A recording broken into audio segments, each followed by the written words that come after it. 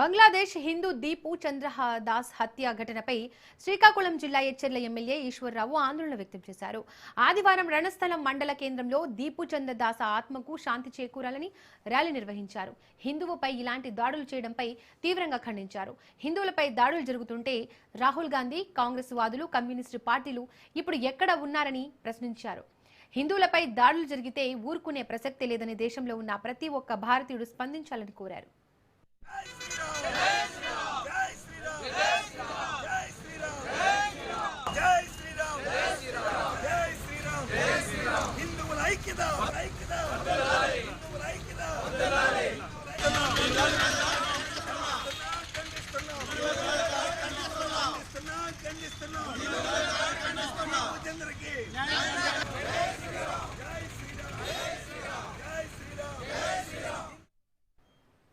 మేడ్చల్ జిల్లా